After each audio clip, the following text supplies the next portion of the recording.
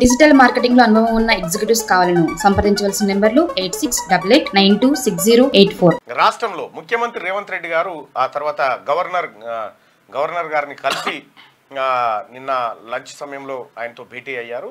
ఆ సందర్భంగా క్యాబినెట్ విస్తరణ అంశము లేదంటే ఏది కొన్ని ఆర్డినెన్స్ జారీ చేయాల్సినటువంటి అంశాల మీద చర్చించినట్టుగా తెలుస్తూ ఉంది.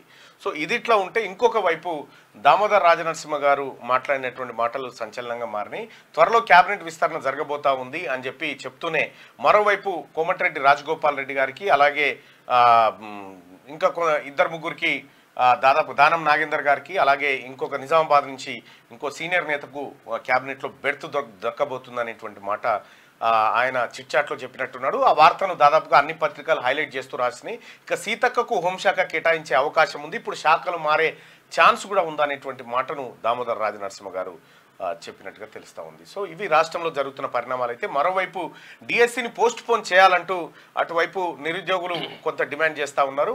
డిఎస్సిని పోస్ట్ పోన్ చేయాల్సిందే, మాకు కొంత వెసులుబాటు కల్పించాలని చెప్పి వారి నుంచి ఒక వాదన వస్తూ ఉంటే రాష్ట్ర ప్రభుత్వం 6 మెన్ కమిటీ ద్వారా ఆ సమస్య పరిష్కారం కోసం నిన్న ముఖ్యమంత్రి రేవంత్ రెడ్డి గారు దానిపైన కృషి చేయడం జరిగింది. గౌరవ ముఖ్యమంత్రి గారు గతంలో మేమందరం రిక్వెస్ట్ చేసిన విధంగానే జాబ్ క్యాలెండర్ను 2 వారాల్లో జాబ్ క్యాలెండర్ను రిలీజ్ చేస్తామనేటువంటి మాటను ముఖ్యమంత్రి గారు చెప్పడం జరిగింది. అయితే యూపీఎస్సీ ప్రకటించిన జాబ్ క్యాలెండర్ ఏదైతే ఉందో ఆ ఓవర్లాప్ కాకుండా డేట్స్ ఓవర్లాప్ కాకుండా ఒక 2 వీక్స్లో జాబ్ క్యాలెండర్ను రిలీజ్ చేయాలనేటువంటి మాట చెప్తున్నారు. మరోవైపు 25,000 మంది ఎస్జిటీలను ఒకటే రోజులో ట్రాన్స్ఫర్ చేసింది నిన్న తెలంగాణ ప్రభుత్వం.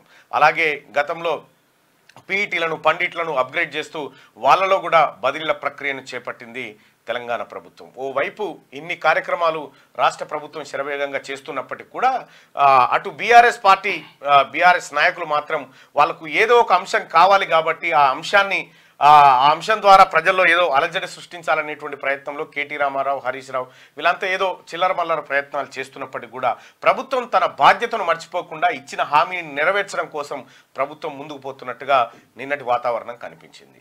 సో ఇది ఓవరాల్ గా జరుగుతున్నటువంటి అంశాలు. అయితే ఇక డిజిటల్ మార్కెటింగ్ లో అనుభవం ఉన్న ఎగ్జిక్యూటివ్స్ కావాలను సంప్రదించవలసిన నెంబర్లు 8688926084.